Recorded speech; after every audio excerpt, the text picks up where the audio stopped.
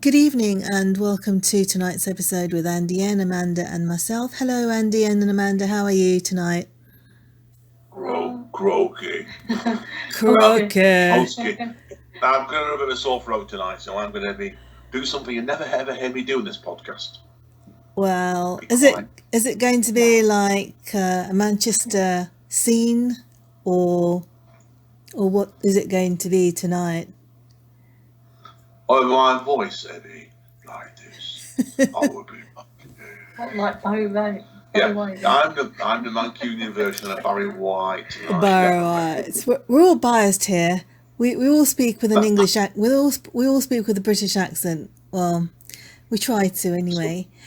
Some more clearer than others, I would say. Okay, so what do you think, in your opinion, what do you think of the British accent? Do you think it's boring, or do you think it's just, just like any other accents, except it's British? It's fascinating, that, because I actually work with an Italian guy in work. And we've got to know, I've not told you this, man. Amanda's met this Italian guy in question. Oh, yeah, I didn't understand him. Yeah, there's a lovely guy from Milan called Frankie. Francesco, his full name is. He's a great guy. And we had another guy starting on the other floor now from Naples. And Frankie came up to me yesterday in work and said to me, Angelo, I thought you English people have various accents. I cannot understand a word of that man on the first floor. He's from my home country. That's very crap Italian accent, so I do apologise. Any other Italian listeners, I do apologise, right? I'll put it down to the sore throat, right? No, I think... But that's what it was like, but the English accent is like any other country, really. There's variations of it. And, Colleen, we've got a question to ask you as well, haven't we? I don't know. Yeah, we went to the chippy next door to us last Friday. And this shows you the English accent. What did, say, Colleen, if you go to a takeaway and have some chips. Yeah. And you have bread with it, what do you call it? Do you call it a chip balm? No, butty. A chip butty. A chip butter. No, yeah. Well, we had a guy going to the chip shop we were in, around the corner where we lived last Friday. Amanda, what did he ask for? Chip cob. Have you heard of chip cob? No. He's a Geordie, so I think he's Newcastle way, like north east of England. And it was like the Chinese lady runs his chippy. She's been in it for 40 odd years, and she's lovely. And her husband are. Yeah. And she said to us after he went, "What's chip on cob? What chip on cob?" Like that. She didn't have a clue what she wanted either. So. No, she said she was corn on the cob. Yeah, she thought it was like corn on the cob, so it was. That's what I thought, corn on the cob, but with chips. Yeah, we did. That's what we thought. We actually thought that. And that shows you the English language, really, because it's just varies from area to area. Because you've all got sayings of food and general things, anything going, really. Well, which means you're in a mood. Yeah, have you heard of claims someone saying you've got a cob on? No. What does that mean? That's it. You're in a bad mood. I've never heard of that one. Is it a Cockney? It's rare. Is it a Cockney rhyming slam? Is it a Cockney rhyming verse or something? I think there's so many places I can't remember where I've heard it now. Oh, right. I have heard of it, but it's very vague. But I do realise that when I'm speaking to an American, they kind of yawn a bit, and I keep thinking it's not their fault, and it's not being disrespectful. It's just the fact that I don't think I sound fascinating enough. I don't think I sound exciting enough. Do you know what I mean? Well, I can't help it. It's Colleen. It's American sometimes, and I'm going to get shot for saying this. Colleen's, they don't think you're interested unless you got royal nobility in your bloods, or you own a massive palace. Amanda's the queen of KFC. Is that sort of Amanda, isn't it? I love KFC too. That's my favourite. That is my favourite.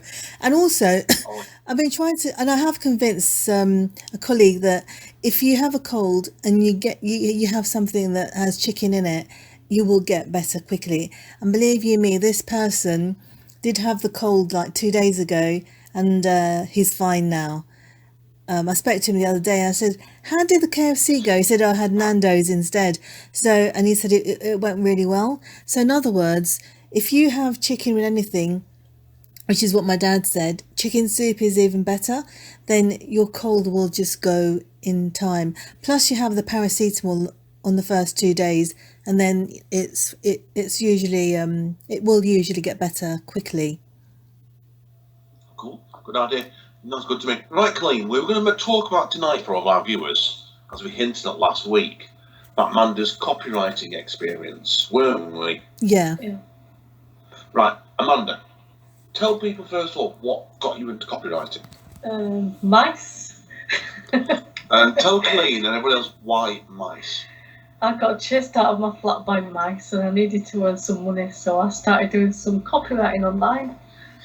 And do you want to tell everybody, and Colleen as me as well, what sort of articles have you been writing?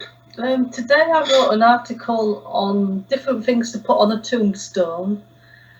I wrote about anti-aging skincare. I'm just doing a press release now, and I was writing about social media this morning.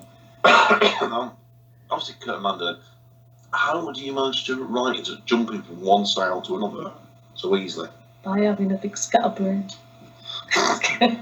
What do you think to that one, Colleen? That's very good. Scatterbrain, yeah. No, it's very good, but because that's why I mentioned it to you, Andy, last week, that it's a good idea for Amanda to talk about freelance writing because it's a very difficult area. I personally like writing. I've got a blog since 2006, but I need to write things that like Amanda, that relates to what she sees on a daily basis or what she sees in her life. And to me, that's really interesting, but it's very difficult for me to earn money that way. That's what I was trying to say. And that if Amanda tells us some ideas, give us some ideas, and we can pass it on to our listeners to give them an idea of how they can start copywriting and freelance. Well, there's various sites out there, but it's not very well paid. It works out as about 1.5 pence a word, so you can tell how low paid it is. Yeah, like Amanda's done. Experience. That's what I think Amanda's trying to do at the moment. She's at the stage where she can actually go and apply for a job at copywriting in a company, can't you, in a bit to come. Yeah, hopefully. And say you've been doing it for this website for a certain amount of period, and provide examples of work if she has to. That's why it's not well paid by any stretch of thought at the moment. So really, you need to be able to just keep on at it, keep striving to do your best. Is that what you're saying? That you really, can't. When the article come up, I just take as many as I can write about, because you don't know when the next time there's going to be anything that you can come up with something for. Yeah, that's very interesting. It's so difficult though, because you get to the stage where you run out of ideas, or you can't really think of something new that others haven't thought of, and that's why I'm saying it's a very, very difficult area for me anyway. I like to just do a blog and then just take it from there, and because for me, I don't know, if I sit at the computer I will work at it the whole day, but then I think I need to have earned the money at the end of that day. It's very difficult to think, well, I have done a whole day's work and get paid not enough for it. That to me, I can't do. I have to do something else that will enable me to pay my bills. That's the thing. But Andy, you're very good with words though, aren't you? Poetry and things like that. You do performing poetry as well. Do you think you would be doing copywriting as a side hobby or a side job? Oh, I'm probably the wrong man for that, truth be told, because the trouble I've got is I'm dyslexic, so my dyslexia does throw spanners in the works with that. I can sit down and do legal letters at work, because I can zone into it, and the poetry, it clicks in the head at a different level, and I can do all my podcasting and music and stuff. I couldn't sit down and get an idea of what Amanda's doing and all the copywriting she's doing. You have to pay you a set amount for the article, and it takes you longer because you've got to spend more time editing it. Yeah. It's watered down. Would you be paid per hour? In my case, the problem with that would be because of my disabilities and dyslexia, and dyspraxia, Now, Amanda, how long did it take you to do those articles you've done? So you've done 2 already, haven't you? I did one about the gravestones, which was 750 words, and that took me an hour and a half because that was quite difficult to come up with content for it. It probably took me 3 because I base it out. Because I ended up, I do a group on Facebook, and I'm not going to reveal which one I do some admin on. And we had a problem the other night with some members. And I did a letter on it, and the 2 women I did it would do the group with. They went away and did quite a bit of corrections on it because the structure was right, but the words didn't always balance up right. So it takes me longer. That's why it's up. Poetry is the funny guy. You need to click with that fairly straight away, but that's why I admire Amanda so much. She just seems to be able to crack on with it all the time. Yeah, exactly. I mean, I get what do you call it? I get writer's block actually. Even with poetry, I have to like be in the frame of mind to be able to write the poem. And you know, like with all magazines, they are very subjective. A lot of magazines will just either take the poem or not because it depends on how they see poetry and poetry structure. So again, everything is subjective. It's whether they like the writing or whether they like how you write or the subject, I think.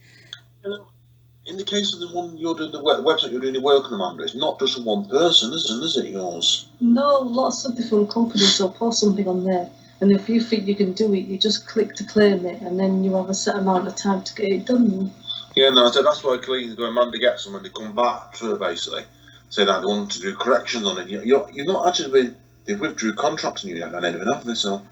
No, there was one that I couldn't do before, so I just said, you'll have to reassign it because I can't do it the way you want it done. But apart from that, everything's been okay, either straight through or with just a couple of corrections, and then it's been accepted. That's so I brilliant. said it's a good point about that, Clean. Like Amanda going with the writing training, she can cope with that really well, I think. That's when you find normally if you get a writer's block, I tend to think there's always ways around it, where you train your brain on it, because like it was, I sat down and wrote a brand new poem last night, and it took about an hour and a half, didn't it? Yeah. And like I said, it was like, and I did a full sequence. Done a full sequence recently. I wrote about 4 in one day because I was in the zone on it, and you train your brain to do the copywriting, the same simple sort of thing, isn't it? Yeah. You just basically you can get yourself to do routine. If you can't do that article, you go and do something else, or just keep your brain ticking along. And a lot of how I think it is. Yeah, it goes back to Britain being the kind of country where awards are the most important things. Like I'm going to an after party awards ceremony on Tuesday, and it's all about awards, but no pay. There's hardly any pay going around, but they give out awards. Companies give out awards like they will, I don't know, like something that they should do with money, but awards seem to be like the main thing. You get an award and that's it. That's fine. What else do you want, kind of thing. That's the thing about Britain. I get you completely with that. Yeah, but that's not just us. That's, if you look at it, that's come from the Americanisation in this country, really. Oh, right. Just funny thing, really. Like, I listened to a couple of film podcasts, and we're heading now into Oscar season. And like, if a film gets nominated for an Oscar award or an Oscar, doesn't it? It trebles, quadruples what that film's going to make. Yeah. And that's how big the film was before. Right. That's why it's Americanisation, really. And I think it's creeped into other parts of the world and everything you do, really, in one way or another. It's saying, like, Colleen, your book you've got out shortly. Yeah. Nominated for, say, 3 major book awards, and it wins them. And it goes in the front of the book, and it gives it extra publicity, I think, half the time. Okay. Yeah. Right. And you get a flat little sticker, don't you? Like winner of ... award. Yeah. Right, so man's put a sticker in front of it, winner of the Richard and Judy Book Club Award, stuff like that. Yeah. I wish. That's what it is, really. We can talk about this all night. And to be honest with you, Colleen, do you want to talk about this more next week? So I'm looking at the time here. At the moment. Yeah, exactly. 14 minutes. We've got 14 minutes it's done. So we're going to have to say goodnight. It's really been interesting because for others as well. One quick thing, Colleen, before I forget, on a slightly different side note. Amanda's on another radio station, not today, next Monday, aren't you? In Yeah. the morning, Yeah. next Monday morning. She's on sulfur